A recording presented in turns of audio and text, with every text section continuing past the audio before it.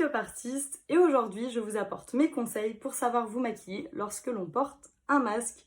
Allez, c'est parti. Qu'il soit en tissu, en papier, clair ou foncé, c'est le moment de t'informer. Le premier conseil est sans doute le plus important, surtout protégez bien votre peau avec vos soins, vos crèmes, vos sérums, tout ce dont vous avez l'habitude. Le masque, on l'a tous vu, peut parfois vous donner des irritations, des petits problèmes de peau, des rougeurs, des petits boutons même parfois. Dites-vous que c'est tout simplement normal parce que votre peau déjà est en contact permanent avec un tissu ou une matière qui est vraiment pas habituelle pour elle. Et en plus de ça, ça l'empêche vraiment de respirer. Donc c'est très important de lui apporter tout ce dont elle a besoin.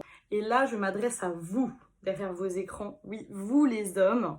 Je vous conseille vraiment amplement d'utiliser aussi des crèmes protectrices. C'est très important d'hydrater votre peau et d'en prendre soin. Forcément, en ce moment, je vais vous déconseiller de maquiller vos lèvres puisqu'elles ne se verront pas. En revanche, il est quand même important de continuer à les protéger avec un baume à lèvres ou un baume protecteur.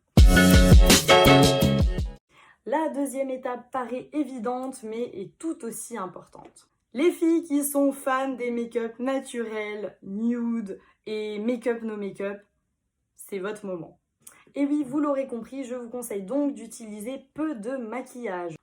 Vous portez parfois tous vos masques toute la journée et il va vous cacher la moitié du visage.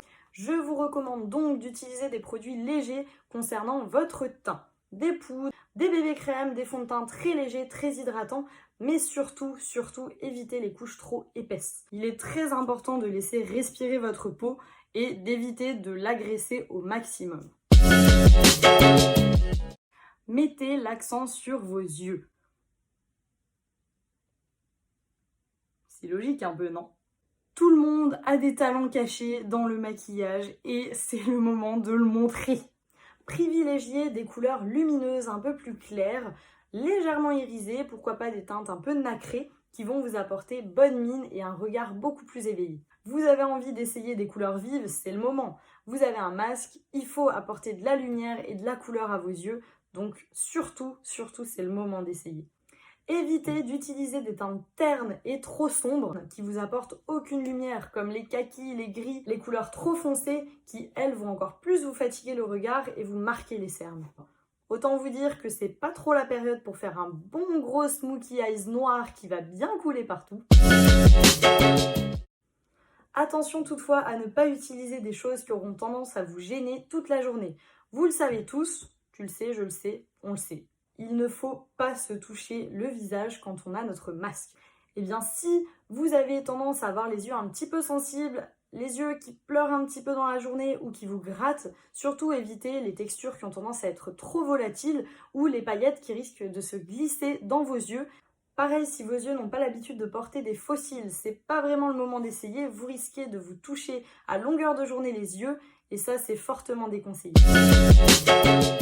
En revanche, je vous conseille d'utiliser des produits qui seront un peu plus longue tenue. Évitez les mascaras ou les crayons qui vont couler et se retrouver en dessous de vos yeux en fin de journée. C'est le moment d'utiliser vos bases pour les yeux, vos textures longue tenue, vos textures qui tiennent bien, qui accrochent bien la paupière et qui favoriseront la tenue de votre maquillage. Comme vous avez pu le remarquer, quand on a tendance à porter notre masque, au bout d'un moment, il fait vite chaud, on ne se sent pas forcément très bien et effectivement notre peau a tendance à transpirer plus vite également et ça va se répercuter sur notre maquillage. C'est pour ça que je vous conseille vraiment d'utiliser des textures et des choses qui vont tenir quand même toute la journée. Et évidemment, c'est pas parce qu'on porte un masque qu'on n'a pas besoin de se maquiller. Bien au contraire, détrompez-vous, il est très important de faire une chose. Parlons de vos cernes. C'est sans doute la partie la plus importante à maquiller en ce moment. Je le redis et re-redis, le masque a tendance à nous fatiguer le visage mais aussi le regard. Et du coup, forcément, nos cernes ont tendance à ressortir beaucoup plus intensément que d'habitude. C'est donc le moment de les cacher le mieux possible avec des couleurs lumineuses qui sont adaptées à votre peau et qui, elles aussi, devraient tenir toute la journée.